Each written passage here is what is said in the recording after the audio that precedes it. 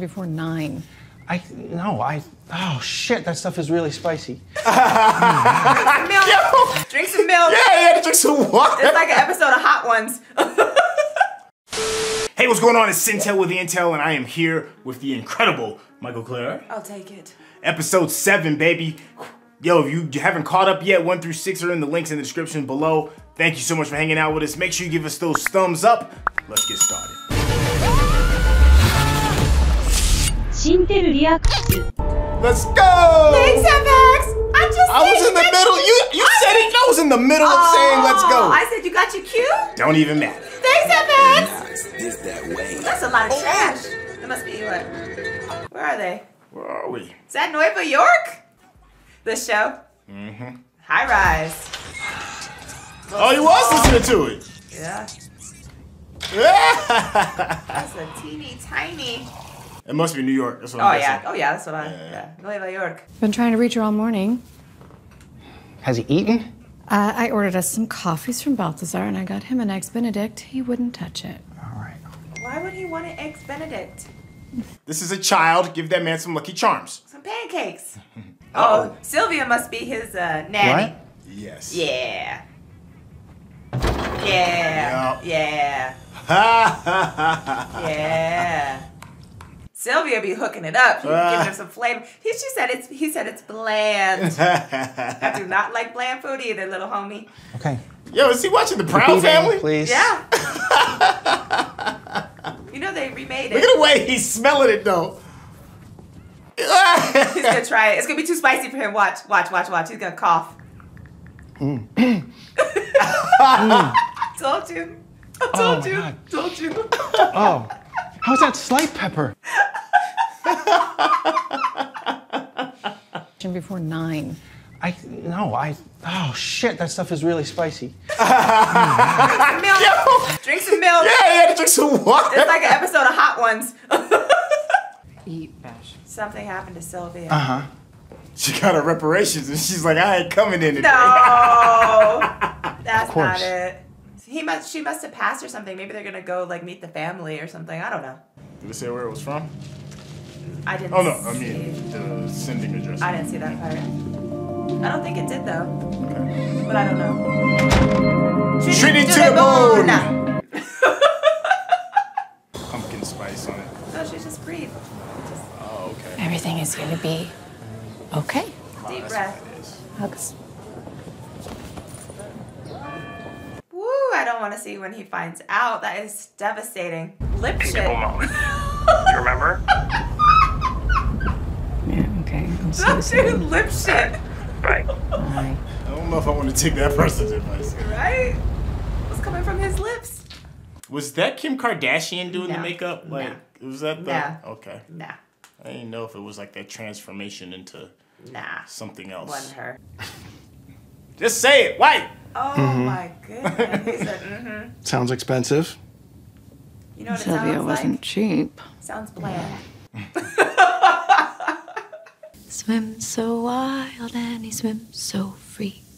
Heaven above and the sea below. It's a little white whale on the go. I don't know that song, do you? Never heard of it. Never heard it in She my might as life. well have been singing Baby Shark. Well, I do know that. Tea. And as mommy used to say, it's better belly bust than good food waste. I like that. But is that little Trini? Oh, he said, you know me heart. Oh. Ooh, that's interesting parking because then you block people in. Yeah, you block people in. You can't get out. Remember like at the old clubs and stuff when you get blocked and you couldn't get out and the parking attendant would be gone? Always. Yeah, see? Yeah.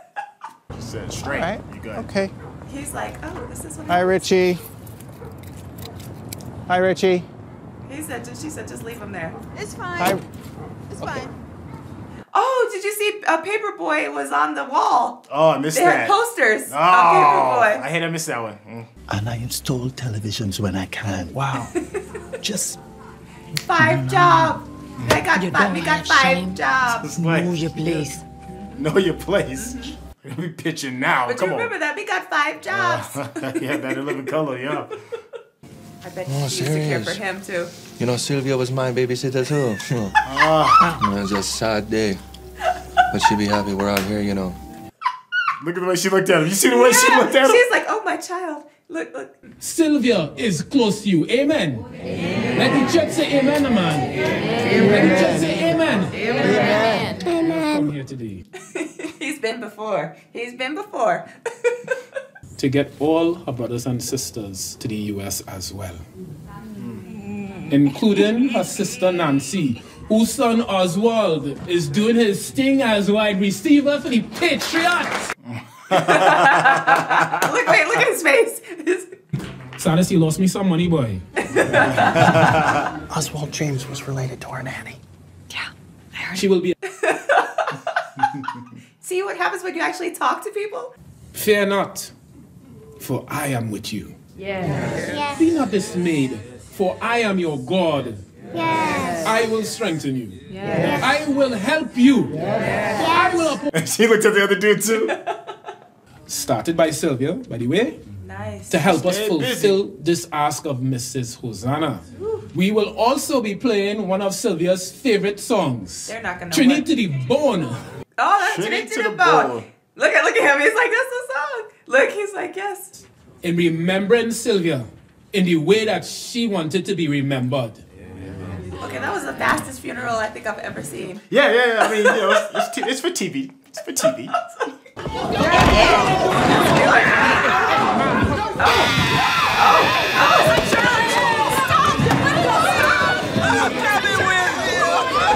She trying to jump in the casket. I can't believe they actually put that in there. She tried to jump in the casket. Look, you're scaring the white people.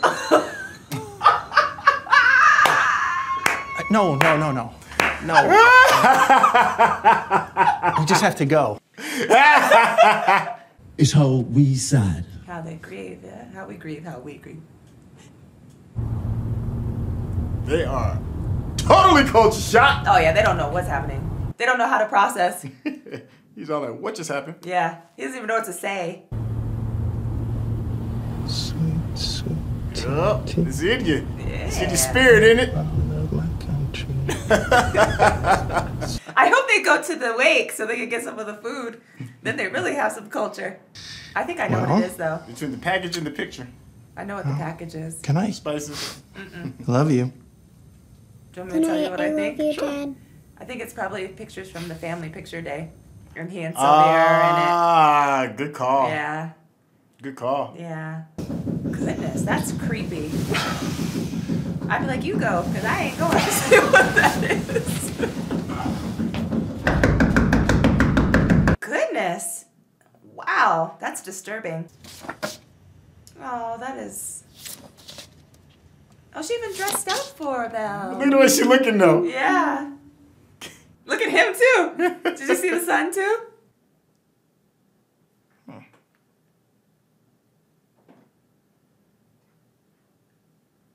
Huh.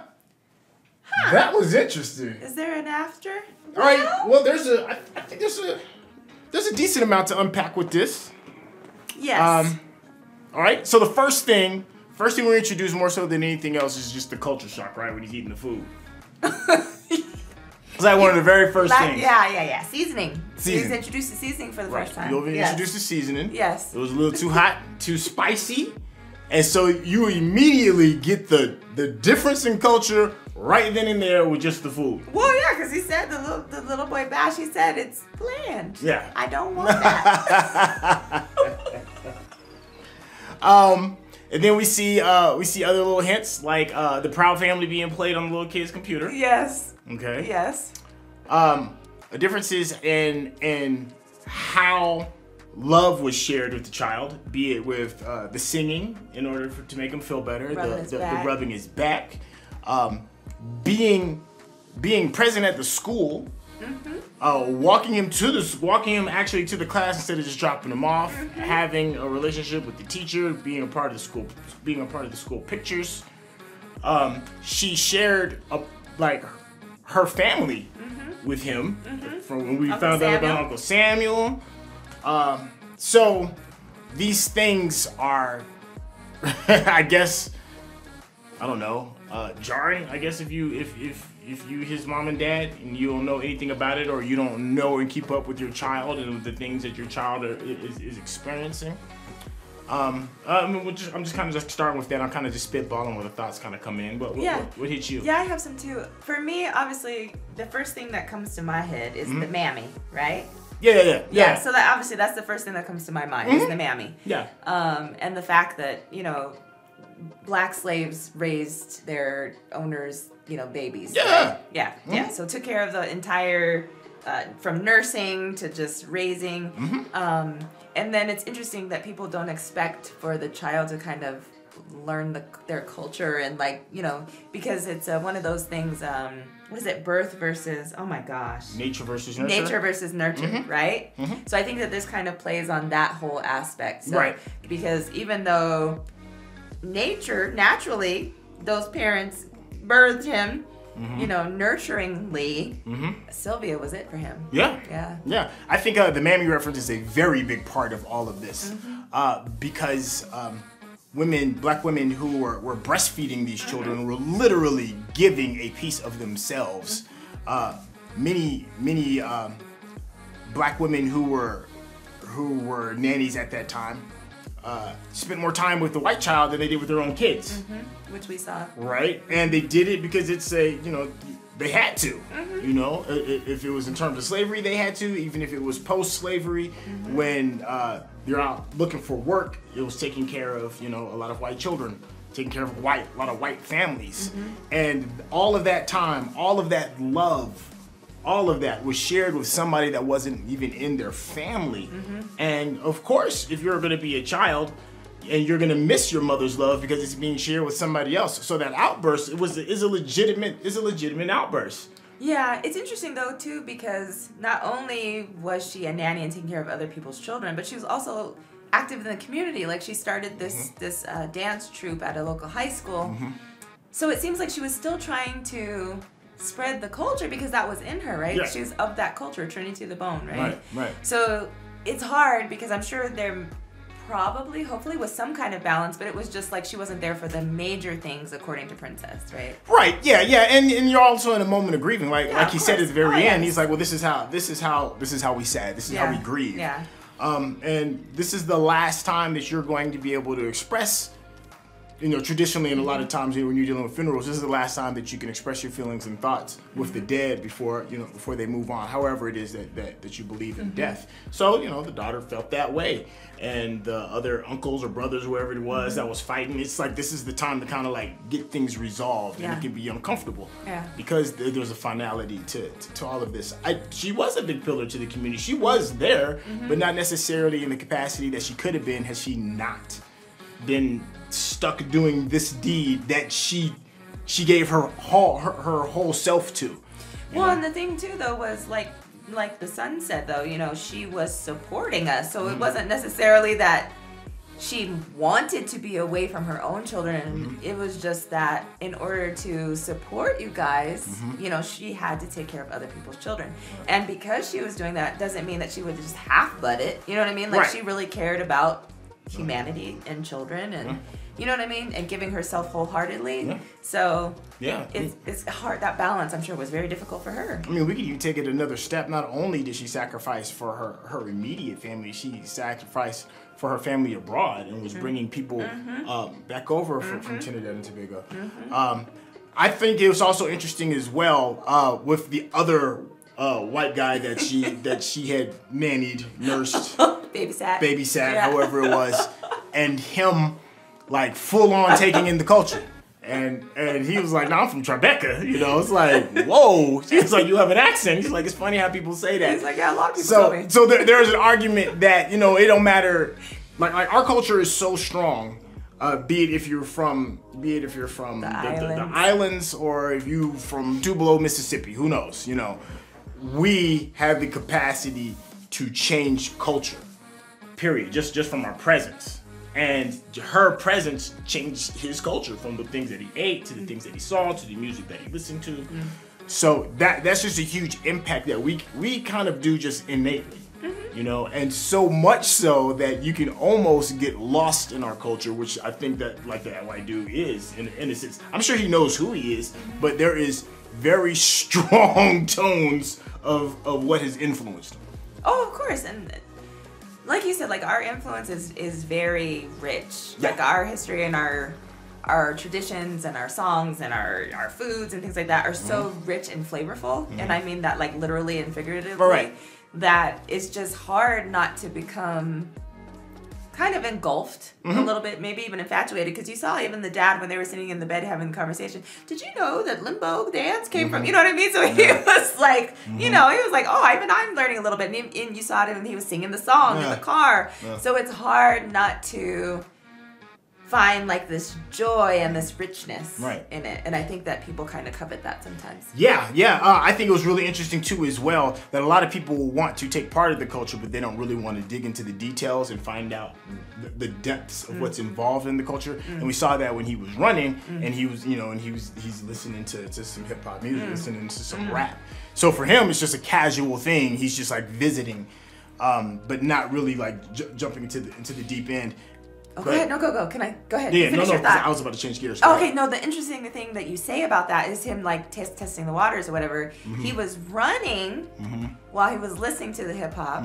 He was very enamored with the fact that her grandson or her nephew played for the NFL. Right. So the thing that they know about black people, is hip hop. And athletics. And athletics and sports. Very good point. Yeah. Very, very, very good point. But then also, there's also another narrative that goes along with it, is that you take from the culture the things that you're comfortable with, which is the hip hop music and the football, but then you don't necessarily value it in the same esteem as, say, getting somebody of Chinese descent to learn Mandarin as the next cultural awakening. You know, it's like her culture, when you got down into the depths of it, was unworthy or not as good as some others. You know, at least that's kind of like what I took from it. You said her culture was not? Is that what you said? Yeah, it's because she was like, well, can we find somebody a little bit more metropolitan? No, I think she thinks it was. Oh, you mean, okay. So she's saying that her culture is not? No, I think she's saying the name. What is her name? Mrs. Sylvia. Yeah. I think she feels Sylvia's culture of being Trinidad and Tobago doesn't hold the same esteem and value as, say, like learning Mandarin, because it's the new language of business. Well, yeah, that's what the mom is saying. And right. Dad is like, oh no, that's too expensive. Which like, how do you? And here's the thing. There's a lot of layers. Yeah, because I'm saying, how do you say that it's too, like Sylvia, he was like, Sylvia's not that expensive, but the value that she added to your son's life is priceless. Yes. And you think that just bringing in somebody else because they're more expensive is going to add more value, when really they probably will do the same thing that you do. Watch the makeup videos, you know, not walk your child all the way to the classroom, not sit and sing him a song and rub his back. You know what I mean? So. And you said something that to me, like we've said this a million times. Like when you're shooting this stuff, you don't waste frames, right? You don't waste the picture that you see, and there is a very important image that they show twice when she's in the cab coming back home, and it is a beauty video. And the beauty video, if you saw the before she put the picture on, you know, it was a white lady, and I asked when they showed it again, the transition, I was like, is that Kim Kardashian? You're like, no, that's not Kim Kardashian. It's not the fact that it's Kim Kardashian that is important, it's the transition from somebody who is white taking the ideals of what beauty is and wearing it like a mask and transitioning into something that doesn't necessarily represent you completely. Not saying that, you know, Kim isn't a minority in her own way, but there is something to be said about her profiting off of the black experiences, the black look, full lips, big butts, all that other, you know, all that kind of stuff. It's like a transitioning. It's like I am going to make money off of this, or just take the things that I can from the culture and not necessarily love the culture completely. That's at least that's how I interpret it. I can understand that. Right. I can understand that interpretation. Right. Let me flip the script. Let me just turn everything flipped upside down for a second. And I'm not sure that they went for this angle, but I kind of sensed a story about assimilation, right? And that is, sometimes if you are stuck in a group, you become of that group, like the white guy, the one that lived in the Tribeca area. And sometimes it affects you in a way that you don't even see it happening, and you just become that culture. And there's an argument that many black people who have to be in a setting where there's a lot of white people assimilate in order to kind of like either survive or to kind of blend in. And it's interesting to me because many of us do it as a survival technique, and then you see it flipped on its head in this episode where you see the white guy who's kind of doing like the same thing. I don't know if that's if that was purposely done, but I did kind of pick up on it. I was like, this script is kind of flipped a little bit, and how when she looked at her own person, somebody that's a part of her tribe, somebody else white, somebody else of her own people, and she saw that he didn't necessarily act as such, it's status quo to how other white people looked at her. She kind of like, you can see the judgment. You see the judgment in her eyes and her face. And if I'm being honest, and if we flip that over, sometimes I think we kind of do that in our own community regarding of whoever it is that's assimilating whatever group that they're into. You look at that other person and it's like, you are not like me or of the traditional whatever blackness is supposed to be. You are of this particular group. So I just thought, to me, it was just an interesting way of flipping the viewpoint. Well, I can see that. I'm not sure if I got that from it the way that you did. I'm reaching. I'm definitely reaching. No, I don't think you are, because remember, every time that we see characters outside of the main characters of the show's storyline, that's what they do. They flip the perspective. Right. So if we were thinking about it in that way, then that makes perfect sense what you just said. You know what I mean? So I think that you're on to something. I don't know if I saw it that way initially when I was watching, but as I process, I'm sure many other things will come to my mind. Here's some that I couldn't connect the dots with. Maybe you can help me. Maybe you can help us in the comments as well. Like we said, there are no wasted frames, right? There's no wasted. The parking scene when he's trying to park his car and she tells him, "Don't worry, you're fine. Little man over here is gonna take care of it." And then she leaves, and then he's kind of like stuck. He's like, "What am I supposed to do with these keys?" And he's not even paying attention to her. I know there's something to be said from that, but I missed it. What am I missing? Well, I'm sure there's something more than the literal that, I don't know where I am and I'm giving you these keys and I'm supposed to trust, you know what I mean? That you're gonna take care of my car. Trust. Being uncomfortable in an area or a situation that you've never been in before. Because obviously he was like, "Is this where the where the funeral is?" Right. So I just think it was kind of something like that. But like you said, I'm sure that there's more involved with that, and I'm sure like as we process throughout the day, something will come up. But right now, But the only thing I associated with was being blocked in at the club. I mean, that's what I associated with. That's very interesting. But that's the first thing I thought of. And then I'm sorry that you missed the Paperboy flyers. I did. I missed it because I was still trying to figure out that. What the heck? Yeah. What's going on? I'm like, what am I missing? What am I missing? I thought that was dope. Okay, so you want to know what I missed completely? Okay. What's that? The picture on the phone that the dad got at the funeral. What was that? I have no idea. I thought it was like, it looked like a fruit maybe it or something. It almost looked like a conch fritter or something. Okay, I thought it might have been a conch. Not a fritter, but it looked like a conch kind of. Right, maybe. It looked like some kind of food. Yeah. So here's what I took from it, and this is definitely a reach. Sylvia, that's the home. Oh, sorry, there was the Paperboy. Yeah. Okay. So here's what I took from it. This is definitely a reach. If you own an iPhone, they have this function on there called AirDrop, right? And if you've owned an iPhone long enough and you've been around a crowd, sometimes you'll get other people's AirDrops. They'll try to send some information to somebody else, and somebody else will accidentally get it.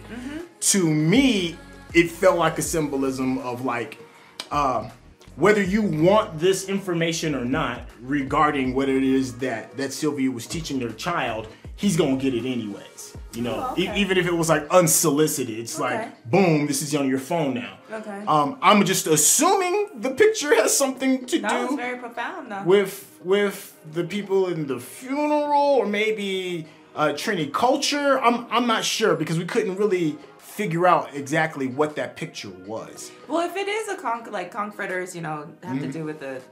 I don't want to say, because I'm not sure exactly. I know in Jamaica they do eat conch fritters, but I'm not sure about Trinidad and Tobago. Okay. So that was the first thing that popped into my head, but then I didn't see the words because everything was happening so quickly, and I was like, what the heck is that? And I was trying to figure out the picture and not the words. So. Right. But and then I thought maybe it was again, Sylvia sending a message from beyond. Oh, that's a really, yeah, really good point, right? So like she's sending messages every way. She's sending messages through her family at the funeral. She's sending messages through making sure that they get this picture. She's even sending messages through the technology. Yeah, she's like, I'm gonna make sure that my Bash, you know, knows that I'm saying goodbye. Right.